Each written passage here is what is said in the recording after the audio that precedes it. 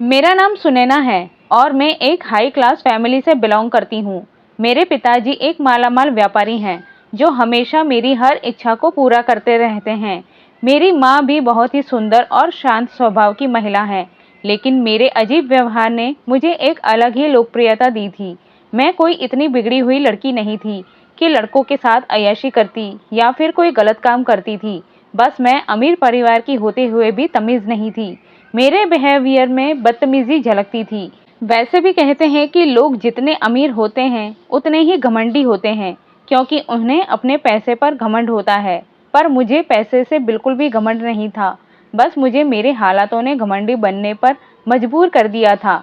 कभी कभी इंसान ऐसे हालात से गुजरता है कि वह ऐसा बन जाता है जैसा वह बनना नहीं चाहता। रात के 3 बजे का समय था। मैं अपने कमरे में कच्ची नींद में सो रही थी। अचानक मुझे एक अजीब सी आवाज़ सुनाई दी। मेरी ठीक से नींद भी खुल गई और मैं उस आवाज़ की ओर देखने के लिए धीरे धीरे उठी। वो आवाज़ भाभी के कमरे से आ रही थी। मेरे दिल में एक अजीब सा डर छा गया। मैं मन ही मन उस कमरे की तरफ चली गई। अपनी फ्रेंड से काफ़ी देर तक कॉल पर बातें करते करते नींद में हो गई थी, लेकिन अभी मुझे पक्की वाली नींद नहीं आई थी। मैं अपने बिस्तर पर लेटी हुई थी और मैं अपनी आंखों को बंद कर लिया था। तभी अचानक मुझे अजीब सा शोर की आवाज़ आई। पहले तो मुझे समझ नहीं आ रहा था कि ये शोर किस चीज़ का है। मैं समझने की कोशिश कर रही थी और फिर वह आवाज़ तेज हो गई। मेरी भाभी जोर जोर से चीख रही थी, लेकिन ऐसा महसूस हो रहा था कि मेरी भाभी की आवाज़ कोई दबाने की कोशिश कर रहा है। मैं झटके से अपने बेड से उठकर खड़ी हो गई थी और मैंने ब्लैंकेट को एक तरफ फेंक दिया था। मैं बिना चप्पल पहने ही दौड़ती हुई अपनी भाभी के कमरे की तरफ चली गई थी। मुझे पता था कि भाभी की आवाज़ का कारण क्या हो सकता है और मैं तुरंत भाभी के कमरे में पहुंची, पर दरवाज़ा अंदर से बंद था। मैंने जल्दी से कमरे की चाबी निकाली और दरवाज़ा खोला। जब मैंने अंदर देखा तो मेरे होश उड़ गए। मेरी भाभी बिस्तर पर पड़ी हुई थी और मेरे घर का नौकर भी वहाँ था। उसने भाभी को बेहद बुरे तरीके से पकड़ा हुआ था और उसके हाथ में कुछ बुरे इरादे दिख रहे थे। मुझे चौंका देने वाला नज़ारा था। मैंने सोचा कि मेरे पापा का नौकर कैसे ऐसा काम कर सकता है। वह जिस लिए हमेशा से जाना जाता था, उसका ये कैसा रूप था जो मुझे देखने को मिल रहा था। मुझे अपनी आंखों पर विश्वास नहीं हो रहा था।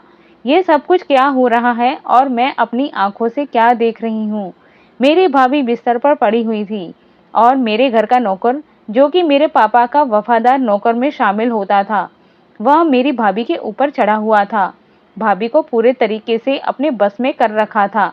उसके ऐसा करने पर मेरी भाभी बुरी तरह से छिपा रही थी, लेकिन वह मेरी भाभी का गला अपने हाथों से घुटने की कोशिश कर रहा था। उसने मेरी भाभी के मुंह पर हाथ रखा हुआ था और मैं ये सब कुछ देखकर दंग रह गई थी, क्योंकि ये तो हमारा बहुत ही वफादार नौकर था। मेरे पाँव तो वहीं पर कांपना शुरू हो गए थे। सर्दी में मुझे ठंडे ठंडे पसीने आने लगे थे। मेरी समझ नहीं आ रहा था कि मैं किस तरह से अपनी भाभी को बचाऊं। मेरा पूरा शरीर थर थर कांप रहा था। मैंने अपने माथे से पसीना साफ किया तो मेरा माथा पसीने से गीला हो चुका था। मैं सोच रही थी कि अब मैं क्या करूं, क्योंकि मेरे घर में मेरे और भाभी के अलावा कोई भी मौजूद नहीं था जो हमारी मदद कर सकता।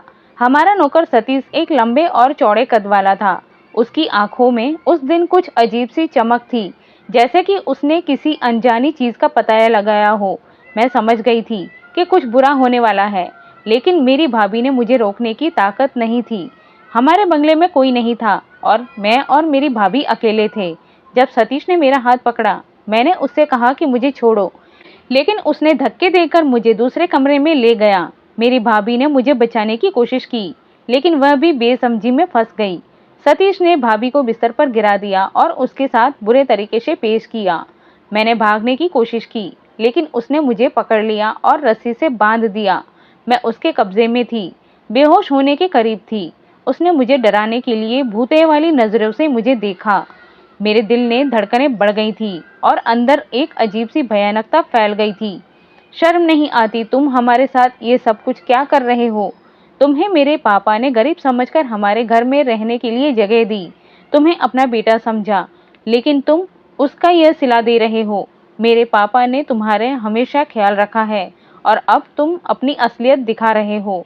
मेरे ऐसा कहने पर उसने मेरे चेहरे पर जोरदार थप्पड़ मार दिया था और वह बार बार मेरे चेहरे पर थप्पड़ मारे जा रहा था और कह रहा था कि अपनी जुबान बंद रखो, वरना थप्पड़ मार मार कर तुम्हारा चेहरा बिगाड़ दूंगा। मैं बहुत ज्यादा डर गई थी और रोने लगी थी। मैंने अपनी जुबान एकदम से बंद कर ली थी क्योंकि मैं बिल्कुल बंधी हुई थी और वह मेरे साथ कुछ भी कर सकता था। इसलिए मैंने सोचा कि मुझे इसको गुस्सा नहीं दिलाना चाहिए क्योंकि मेरी बातें उसको बहुत गुस्सा दिला रही थी और उस समय मेरे साथ कुछ भी कर सकता था। वह मुझे इस हाल में छोड़कर कमरे से बाहर निकल गया। मुझे बहुत डर लग रहा था। मैं सिसक सिसक कर रो रही थी। मुझे अपनी भाभी की बेबसी पर बहुत तरस आ रहा था। मैं चाहती थी कि काश कोई हमारी मदद करने के लिए आ जाए और हमें इस नौकर की चंगुल से छुड़ा ले। लेकिन मुझे यह भी पता था कि हमारी मदद के लिए कोई नहीं आएगा क्योंकि मेरे पापा और मेरे भैया दोनों ही पेरिस गए हुए थे। इस घर में हम दोनों अकेले थे और ये बात सिर्फ हमारा ये नौकर ही जानता था। इसके अलावा हमारे घर में कोई और नौकर भी मौजूद नहीं था। सतीश हमारे साथ कुछ अनोखा कर रहा था जिसके बारे में किसी को भी कोई खबर नहीं थी। वह दूसरे कमरे में चला गया और वहां से शराब की एक बोतल लेकर वापस आया। मैं ये देखकर चौंक गई थी जब मैंने उसको देखा। ये बोतल मेरे पापा के कमरे से चुराई थी। मेरे पापा अपने घर में एक छोटे से शराब बार था। मेरे पापा और भैया ने बिगड़े हुए इंसान हो गए थे और उन्होंने मेरी भाभी को अपनी तरह बनाया था। मेरी भाभी भी अमीरी के नशे में डूबी हुई थी और उनका व्यवहार भी बहुत अजीबोगरीब था। भाई गलत लड़कों के साथ रहने वाले थे जो हमेशा गरीबों का मजाक उड़ाते थे। पापा और भैया मिलकर शराब पीते थे और घर में बैठे रहते थे। सतीश शराब की बोतल लेकर मेरे पास आकर मेरे मुंह में शराब डालने की कोशिश की। मैंने उसके हथियार से बचने की कोशिश की लेकिन उसने मुझे पिला दी। शराब का नशा जब मेरे ऊपर आया तो मैंने महसूस किया कि मुझे अब कुछ बुरा होने वाला है। उसने मुझे शराब पिलाई और मैं नशे में खो गई। मैं एक धुंधले कमरे में बिल्कुल अकेली हो गई थी। उसका मुकद्दर सामने आ गया था। मेरे चेहरे की रेखाएं मुस्कान की जगह चिंता और भय से भर गई थी। मेरे मन में विचार आया कि शायद मैं अब इस दुनिया में नहीं हूँ। मेरी सांसें तेज हो गई थी और लगा कि मैं अच्छी तरह से सांस नहीं ले पा रही हूँ। मेरा नजरिया बदल गया था। मेरे अंदर अलग अलग भाव आए उठे थे। मैं उसके नज़रों में देख रही थी और उसका चेहरा मेरे सामने आ रहा था। मैंने महसूस किया कि वह मुझे कुछ कहना चाह रहा है लेकिन मेरा मन बेहोशी की हालत में होने के कारण मैं उसके बोले जाने की ओर बदल रही थी। मुझे नशीले होने का भयानक ख्याल आने लगे कि अब मेरे साथ कुछ बुरा होने वाला है। मैंने अपने मन में कई ख्याल आए। कहीं न कहीं वह मुझे नुकसान पहुंचाने का कोई चक्कर बना रहा था। आखिरकार मेरा मुंह उसके सामने हाथ में ठहर गया और उसने मुझे शराब पिलाने की कोशिश की।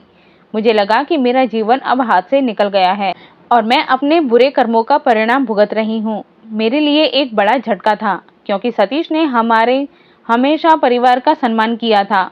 वह हमारे लिए भगवान जैसा था। इस वारदात के बाद मैंने सतीश को एक नए रूप में देखा और मुझे यकीन नहीं हो रहा था कि उसने मुझे धोखा दिया। मेरा जीवन उस घटना के बाद पूरी तरह से उलझ गया था। सतीश कभी मेरे पिताजी के बहुत करीब था। वह हमेशा मेरे परिवार के सभी सदस्यों का ध्यान रखता था और कभी उनसे कोई शिकायत नहीं की जाती थी। मैंने कभी सोचा नहीं था कि उसकी नीयत में कुछ गंदगी हो सकती है। वह एक अच्छा और सच्चा इंसान बनकर आया था लेकिन मेरे सामने एक अंधेरा सच्चाई उजागर हो गया था। मेरे जीवन में सबसे अच्छी किताब में एक अजीब चित्र बन गया था जिसको मैं कभी भुला नहीं सकती थी। मैंने कोशिश की थी कि उससे बचने की लेकिन जब सच्चाई सामने आई मेरे दिल में एक अजीब सी खलबली मच गई थी। सतीश का चेहरा अब मेरे लिए अजनबी था। वह इंसान जिससे मैं हमेशा गर्व करती थी वही अब मेरे दर्द का कारण बन गया था। मेरा दिल उससे नफरत करने की कोशिश करता था लेकिन कुछ भी नहीं हो पा रहा था। वह काम करने में काबिल और मेहनती था लेकिन उसकी नीयत में थोड़ा भी ईमानदारी नहीं थी। मेरे पिताजी और मेरे भाई उसके साथ गहरा विश्वास बनाया था। उसने देखते ही देखते हमारे घर की सारी जिम्मेदारी को संभाल लिया था। मेरे पापा और मेरे भैया को सतीश पर बहुत ज़्यादा भरोसा था। मुझे भी शुरू से ही यही लगता था कि वह भरोसे के काबिल था। मेरे पापा और मेरे भैया का बिहेवियर तो उसके साथ बहुत अच्छा था लेकिन जब से मेरी भाभी शादी करके हमारे घर में आई थी तभी से ही उनका बिहेवियर उसके साथ बिल्कुल भी अच्छा नहीं था। एक बड़े व्यापारी की एकमात्र बेटी थी मेरी भाभी, जिन्होंने मेरे भैया से शादी की थी। वह बहुत खूबसूरत थी और हम सब उनके आने से बहुत खुश थे। पर हालात बदल गए जब मेरे पापा अकेले रह गए और उन्होंने गलत कामों में घिरना शुरू कर दिया। भैया भी उनके नाकामपन का शिकार हो गए और हमारी पारिवारिक स्थिति बिगड़ने लगी। मेरी माँ की मौत के बाद मेरे पापा ने मुझे लंदन भेज दिया ताकि मैं आगे बढ़ सकूं। यहाँ मैं छुट्टियाँ बिताने आती थी। मैं तो हमेशा उनके साथ घूमने की डिमांड करती थी, लेकिन वे हमेशा मुझे ड्राइवर के साथ भेज देते थे। मेरा बचपन बहुत ही बुरा गुजरा था। मेरे पास ना तो दोस्त थे, ना ही मेरे परिवार वाले मेरे साथ वक्त बिताने को तैयार थे। मैं अभी यहाँ 2 साल पहले ही आई थी और मेरे परिवार वाले मुझे अकेले रहने के लिए छोड़ गए थे। मेरी इच्छा थी कि कोई ऐसी फैमिली मिले जिसमें सब एक साथ खुशहाली से रहे, पर मेरी ये इच्छा पूरी नहीं हो रही थी। ठीक जैसे कोई थ्रिलर की कहानी में संघर्ष होता है, उसी तरह मेरी जिंदगी का सफर भी एक ऐसी ही पूरी हो रही थी। मुझे अकेलापन का सामना करना पड़ रहा था और मैं अपनी जिंदगी में एक नया मोड़ ढूंढने की कोशिश कर रही थी। जब मैंने YouTube पर एक गांव के ब्लॉग का वीडियो देखा, तो मुझे लगा कि उस गांव की जिंदगी सचमुच अलग होगी। वहां के लोग एक दूसरे की मदद करते हुए खुश और संतुष्ट नजर आ रहे थे। मुझे भी ऐसी जिंदगी जीने का ख्वाहिश थी, पर मेरी नसीब में कुछ और ही था। धीरे धीरे मैंने अपने नजरिए का बदलकर उस गांव वाली जिंदगी को स्वीकार कर लिया। जैसे ही मैंने अपने विचारों को बदला, मेरा परिवार धीरे धीरे वही आदतें अपनाने लगा। सब कुछ ठीक चल रहा था, पर एक दिन भाभी को सतीश की इंसल्ट करते हुए मैंने देखा था। कोई भी उन्हें रोकने के लिए तैयार नहीं था। ये सब कुछ मेरे लिए भी नया था और पूरी घटना से मेरा दिमाग चलने लगा। मेरे पापा ने मुझे पढ़ाई के लिए लंदन भेज दिया था, क्योंकि उन्हें मेरे भाई की तरह बेटी की भी परवाह थी। उन्होंने मुझे एक बेहतर जिंदगी के लिए दूर भेज दिया था, ताकि मैं उनके प्यार और मोहब्बत की कमी महसूस ना करूं। मेरे पापा मुझसे बहुत प्यार करते थे, लेकिन वे इसे अपने तरीके से दिखाते नहीं थे। मैंने उन्हें यह सोचकर लंदन जाने का निर्णय किया कि शायद वहां मुझे उनका सच्चा प्यार महसूस हो। मेरे जीवन में फिर भी कुछ साजिशें थी जो मैंने कभी नहीं सोचा था। मैं अभी यहाँ 2 साल पहले ही आई थी, तो मेरे भैया की शादी हुई थी, क्योंकि अब मेरे घर में मेरे साथ रहने के लिए भाभी आ गई थी। इसीलिए मुझे इस घर से दूर रहने की कोई ज़रूरत नहीं थी। मुझे तो एक ऐसी फैमिली की ज़रूरत थी जिसमें सारे ही लोग एक साथ मिलजुल कर रहें। लेकिन मेरी भाभी को मुझ में कोई खास इंटरेस्ट नहीं था। भैया और भाभी की शादी के बाद भैया ने जिम्मेदारियों को समझना शुरू किया था और पापा के साथ ऑफिस जाने लगे थे। भाभी अक्सर फ्रेंड्स के साथ पार्टी करने जाती थी, जबकि मैं घर में अकेली रहती थी। मुझे अकेलेपन से परेशानी थी, लेकिन मेरे पास फ्रेंड्स बनाने का भी शौक नहीं था। मुझे चाहिए था कि मेरे पापा और भाभी मुझे समझें और मेरी फिक्र करें, लेकिन ऐसा कुछ नहीं हो रहा था। मेरी आत्मा अकेलापन से जूझ रही थी। मैं एक अलग लगाव वाली लड़की थी। मैंने अपने जीवन में कई दोस्तों को देखा है जो सिर्फ पैसे के पीछे भागते रहते हैं, लेकिन मैं ऐसी लड़की नहीं थी। मेरे लिए पैसा कोई महत्व नहीं रखता था। मैं गांव की सरलता और सामूहिकता को पसंद करती थी। जब मैंने YouTube पर एक गांव का वीडियो देखा, तो मुझे इस जीवन शैली में खुशी महसूस हुई। धीरे धीरे मैंने इसे स्वीकार कर लिया और खुद को उसी दिशा में ढालती हुई मैंने पाया मेरा जीवन अब भी परिवार के साथ सुख शांति से भरा हुआ है। जब मैंने नौकरी शुरू की, तो मुझे लगा कि मुझे भी चीखना चिल्लाना चाहिए। जिस तरह मैंने नौकरों को भाभी के साथ अच्छे से बरतते हुए देखा था। सतीश भाभी के लिए सबसे पहला टारगेट था और वह खूब इंसल्ट करती थी। मैं उसके इंसल्ट करते हुए देखते हुए भी संतुष्ट महसूस करती थी, क्योंकि भाभी उसके साथ बेहद बर्दाश्त और परेशान करने वाली थी। धीरे धीरे उसकी इंसल्ट करते हुए मेरे अंदर कोई अजीब सुकून समा जाता था। मुझे मालूम नहीं क्यों, पर सतीश की इंसल्ट करने में मुझे खास आनंद मिलता था। लगभग 5 साल तक सतीश ने नंद भाभी की अनादर को सहा। पापा ने बिजनेस स्विट्जरलैंड में सेट करने का निर्णय किया। उन्होंने कहा कि वह खुद अपना बिजनेस वहां बाहर शिफ्ट करेंगे और उसके कुछ दिनों बाद हमें भी वहां पर बुला लेंगे। कुछ दिन तो वापस स्विट्जरलैंड में अपना बिजनेस अकेले ही सेट करते रहे, लेकिन कुछ दिनों के बाद उन्होंने भैया को भी अपने पास बुला लिया और फिर फैसला किया कि कुछ दिनों बाद हम लोग भी स्विट्जरलैंड चले जाएंगे और अब वह टाइम भी आ गया था कि 1 हफ्ते के बाद हमारी फ्लाइट भी, भाभी और मुझे भी स्विट्ज़रलैंड में ही शिफ्ट होना था और वापस पलटकर नहीं आना था। मैं भी स्विट्ज़रलैंड का सुनकर बहुत खुश हो गई थी, क्योंकि भाभी भी अपना लाइफ़स्टाइल विदेश के जैसा रखते थे और उन्हें भी विदेश बहुत पसंद है। अब मुझे यही लाइफ़ अच्छी लगने लगी थी, जो कि मुझे बचपन में अच्छी नहीं लगती थी। भाभी सतीश के साथ कुछ ज़्यादा ही गलत बिहेव करती रहती थी, लेकिन फिर भी मुझे धीरे-धीरे समझ आ गया था कि वह क्यों ऐसा करती हैं, क्योंकि भाभी को लगता था कि सतीश उनके पति को उनकी पल-पल की खबर देता है। भाभी को यही लगता था कि सतीश बातें इधर-उधर करता है। भाभी की चुगलियां भैया से लगाता है, क्योंकि मेरी भाभी तो एक आज़ाद औरत थी। उनके लड़कों से भी काफ़ी दोस्ती थी, जो कि मेरे भैया को बिल्कुल पसंद नहीं थी। वह अपने तरीके से अपनी लाइफ को गुजारती थी। भाभी के कई लड़के ऐसे दोस्त थे जिनसे मिलने पर मेरे भैया को बहुत ऐतराज़ होता था, और ख़ास तौर पर भाई और सतीश की आपस में अच्छी बातचीत थी। इसीलिए भैया ने उसे भाभी पर नज़र रखने का काम दिया हुआ था।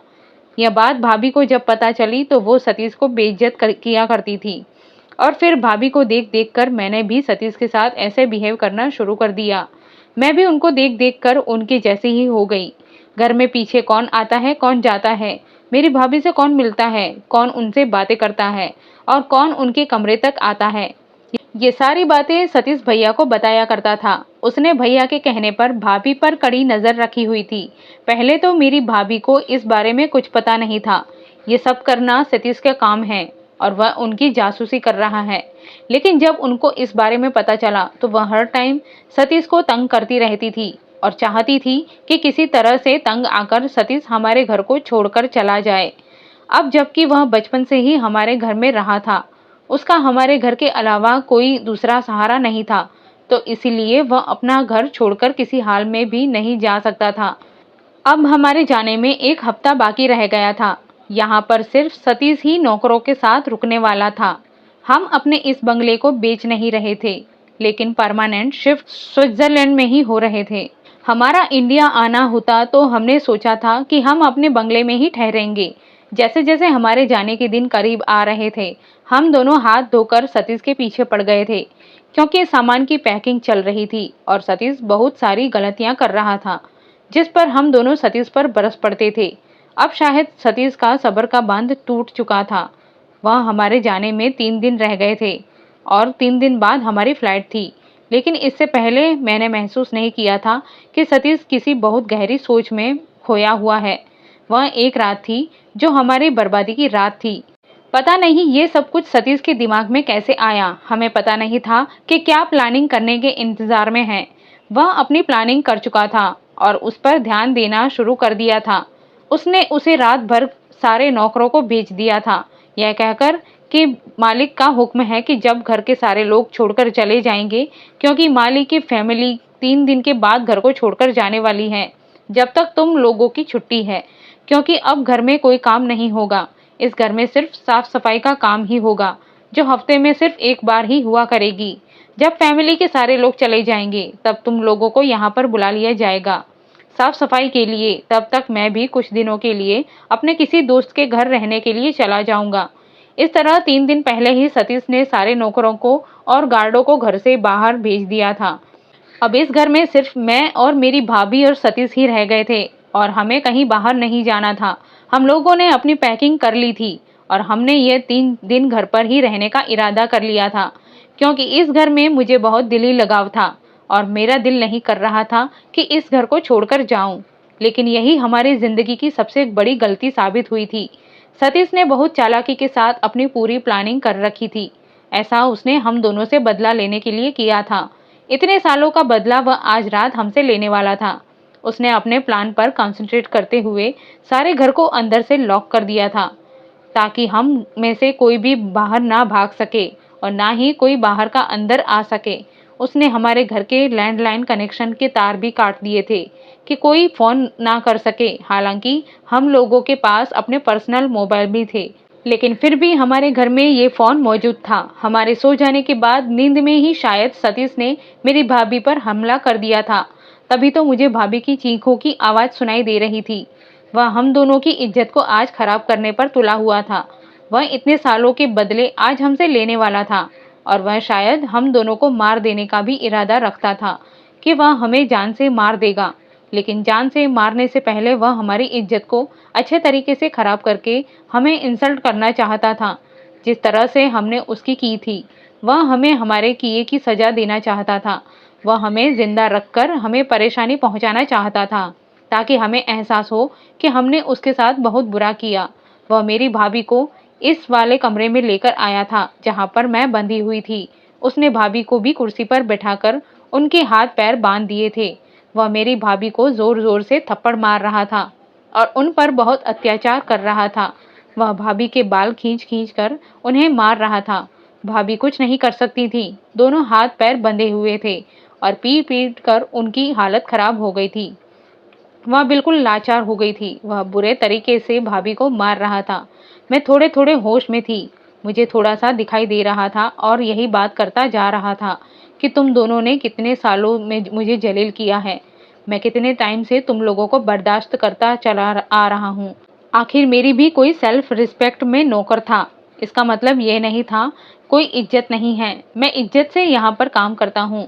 मैं कितने सालों यहाँ पर वफादारी की है, लेकिन तुम लोगों ने तो मुझे कदम कदम पर जलील किया हुआ था।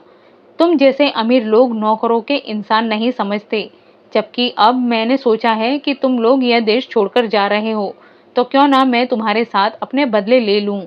फिर मेरे पास मौका भी अच्छा है और तुम्हारी इज्जत खराब करने के बाद तुम दोनों यहीं पर जान से मारकर गाड़ दूं। पहले तुम दोनों को तड़पा तड़पा कर रखूंगा और उसके बाद तुम दोनों का मर्डर करके ऐसे गायब कर दूंगा कि किसी को तुम्हारी लाश भी नहीं मिलेगी। तुम दोनों जिंदा रहने के लायक नहीं हो। उसके बाद उसने मुझे देखा और मुझ पर हमला करने की कोशिश की, लेकिन जब मुझे भी वह बढ़ रहा था तो मुझे भी मारता आ रहा था। यही बात बार बार कहता जा रहा था कि तुमने और इस औरत ने मुझे बेइज्जत किया है, मुझे इंसान ही नहीं समझा, जान भी बदतर सैल्यूट किया है। तुम दोनों ने मेरे साथ दूसरे नौकरों में इतनी हिम्मत है कि खामोशी से तुम दोनों का बिहेवियर बर्दाश्त कर सके, लेकिन मेरी हिम्मत अब जवाब दे गई और मेरे अंदर इतनी हिम्मत नहीं कि मैं तुम्हारी उल्टी सीधी बातें सुन सकूं। मैं नहीं चाहता कि तुम जैसे लोग बाहर जाकर इसकी जिंदगी गुजारें।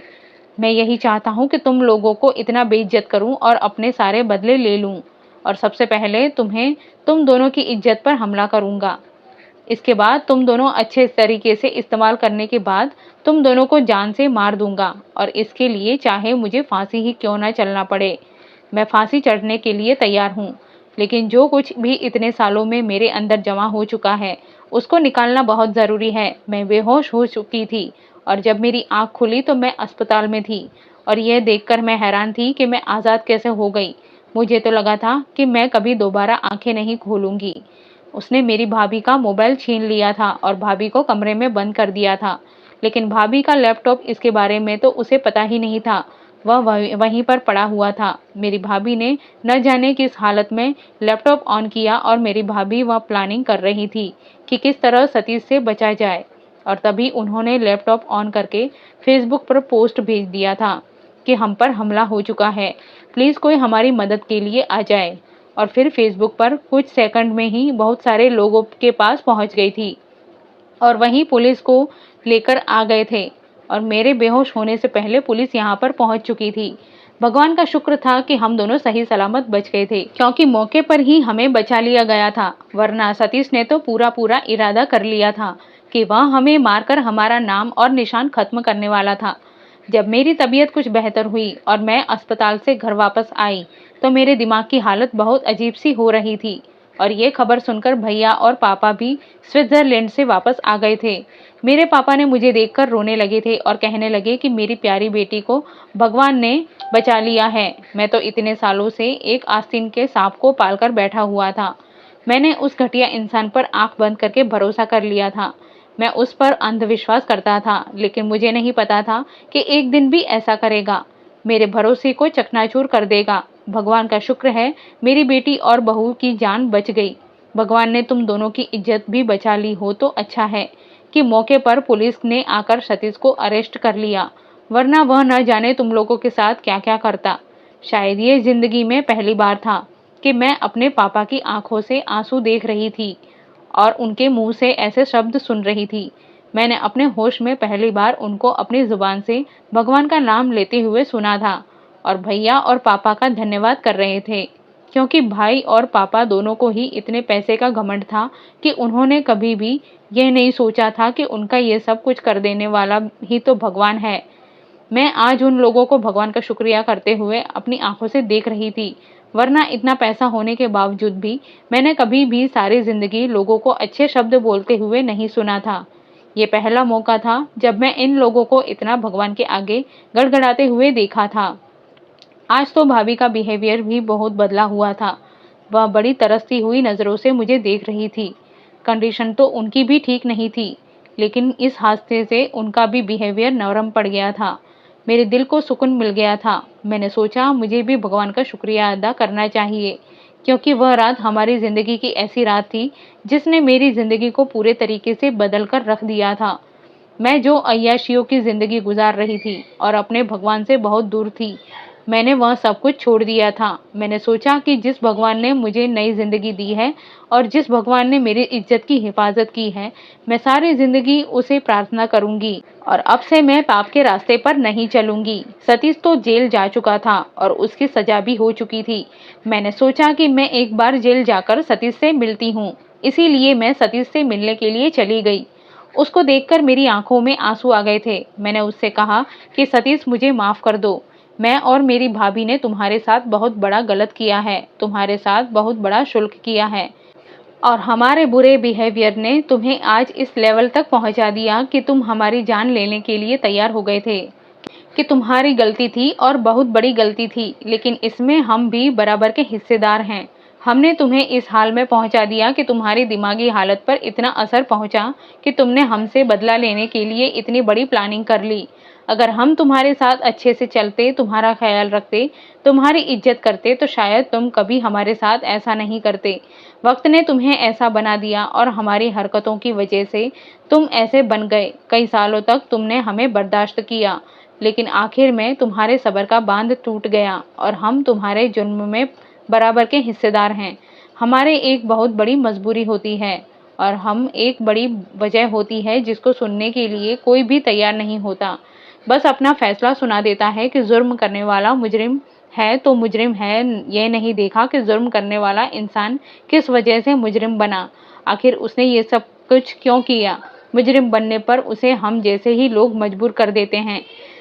सतीश खामोशी से मेरी बातें सुन रहा था और उसकी आंखों में आंसू थे, क्योंकि हर इंसान की अपनी एक इज्जत होती है। इंसान अपनी खोई हुई हर चीज को बर्दाश्त कर सकता है, लेकिन अपनी इज्जत को कभी नहीं खो सकता।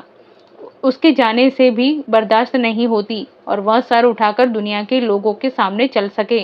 मैं ये नहीं कह रही कि सतीश ने जो किया वह बिल्कुल ठीक किया, इस पर कुछ नहीं करना चाहिए था, लेकिन मुझे और मेरी भाभी को वह सब कुछ करना चाहिए था जो हमने उसके साथ किया था। हमें हमेशा दूसरों के साथ अच्छा सलूक करना चाहिए। दौलत के घमंड में कभी भी इतना अंधा नहीं होना चाहिए कि हम अपने सामने वाले इंसान को अपने आगे झुक कुछ ना समझे। गरीब इंसान चाहे कितना भी गरीब होता है, लेकिन उसके लिए उसकी इज्जत सबसे कीमती चीज होती है। हम अमीर लोग तो बेइज्जत होने पर पैसे से उससे बदला ले लेते हैं, लेकिन गरीब इंसान बर्दाश्त करता है, पर जब उसकी बर्दाश्त हद पार हो जाती है तब वह मुजरिम बनने पर मजबूर हो जाता है। और ऐसे ही कई सारे मुजरिम भी इस दुनिया में हैं, जिनकी अलग ही कहानी है, जिनकी अपनी अलग ही वजह है, पर हम लोगों ने सिर्फ उन्हें मुजरिम का नाम दिया हुआ है। इसीलिए मैं आप लोगों से रिक्वेस्ट करती हूँ कि किसी को भी मुजरिम बनने पर मजबूर ना करें। कोई नहीं चाहता कि वह जानबूझकर मुजरिम बने, कोई नहीं चाहता कि वह सजा काटे। हर मुजरिम के पीछे जैसे किसी ऐसे इंसान का हाथ होता है जो उसे ऐसा करने पर मजबूर बना देता है। लोगों के साथ अच्छा व्यवहार रखें ताकि लोग आपको मरने के बाद भी आपको हमेशा याद रखें और हमेशा आपकी तारीफ करें। ऐसा नहीं हो कि वह वक्त आने पर अपनी जान लेने पर टूट जाए। हम लोग तो वहां से स्विट्जरलैंड आ गए, लेकिन सतीश अभी भी जेल की सलाखों के पीछे है। मेरे पापा ने अपने पैसों से उसे उम्र कैद की सजा दिलवा दी थी, पर मैंने अपने पापा से रिक्वेस्ट करके उसकी सजा को कम करवा दिया। उसको 12 साल की सजा हुई है। मैं भगवान से प्रार्थना करती हूँ कि वह अपनी जिंदगी में सुधर जाए और अब जेल से वापस आए तो अपनी जिंदगी की नई शुरुआत करे। और भगवान उसका सामना दोबारा हम जैसे लोगों से ना करवाए। दोस्तों, कहानी कैसी लगी कमेंट में ज़रूर बताना। इस कहानी को लाइक और चैनल को सब्सक्राइब कर देना और बेल आइकन प्रेस कर देना ताकि चैनल पर आने वाली नई कहानी की नोटिफिकेशन आप तक पहुंच सके। धन्यवाद।